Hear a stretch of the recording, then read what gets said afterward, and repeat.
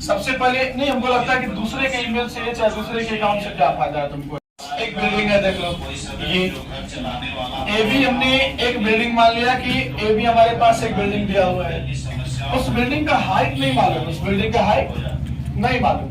किसी बिल्डिंग का हाइट हमको पता करना है, जैसे कि A B is equal to what, ये पता करना है। कहता है कि ग्राउंड से 7 मीटर एबव एक टावर है, ग्राउंड से 7 मीटर ऊंचा एक टावर से, तो 7 मीटर ऊंचा यही टावर है ना।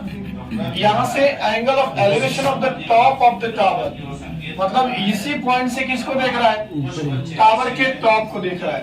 तो जब टावर के टॉप को देखता है तो एंगल बनता है कितना डिग्री का, 60 डिग्री का। तो 60 डिग्री एंगल बनाने के लिए हम लोग ग्राउंड को तो बनाना ही पड़ेगा। तो जिसमें डी का जो लेंथ होगा और सीबी का जो लेंथ होगा, ये दोनों आपस में क्या होगा, बराबर होगा। उसी के साथ साथ डीसी का जो लेंथ होगा और बी का जो लेंथ होगा, दोनों का आपस में लेंथ आपस में क्या होगा, बराबर होगा। जब ये बराबर होगा, फिर यहाँ पे सवाल ये आ रहा है कि इसी टॉप से टॉप को देख रहा है 60 डिग्री, और इसी टॉप से बॉटम को दिख रहा है, बॉटम ये कितना डिग्री बनेगा, 45 डिग्री बनेगा। कितना डिग्री बनेगा, 45 डिग्री बनेगा। जब ये 45 बनेगा तो भाई ये भी 45 हो जाएगा। कैसे, अब लिखिएगा इसको एंगल को, CDB बराबर DBC। क्यों, क्योंकि angle of depression is equal to the angle of elevation. ये दोनों आपस में क्या होता है, बराबर होता है।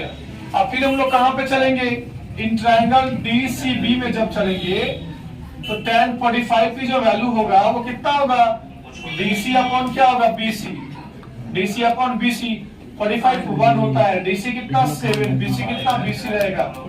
तो BC बराबर हो जाएगा 7 मीटर। BC की वैल्यू कितना आ गया, 7 मीटर।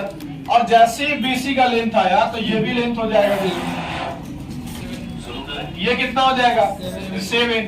अब इधर से ये 7 है तो ये भी कितना हो जाएगा 7। और जो नहीं मालूम है उसको क्या मान लिए, x मान लिए। अब जैसे हम लोग x मानेंगे तो चलेंगे इन ट्रायंगल AED में, AED में। जब हम लोग AED में चलेंगे तो tan 60 की जो वैल्यू आएगा वो x अपॉन 7 आएगा। और tan 60 मतलब कितना, √3 होता है, और x अपॉन 7, तो x की वैल्यू कितना आ गया, 7√3। x की वैल्यू क्या आ गया, 7√3। हमें फाइंड क्या करना है, AB। तो अगर AB को हम क्या लिख सकते हैं, AE प्लस क्या लिख सकते हैं, B। AE प्लस क्या लिख सकते हैं, B। और जब हम AE प्लस B उसको लिख सकते हैं, जबकि हमको B कितना मालूम है, 7, और ये कितना मालूम है, 7√3।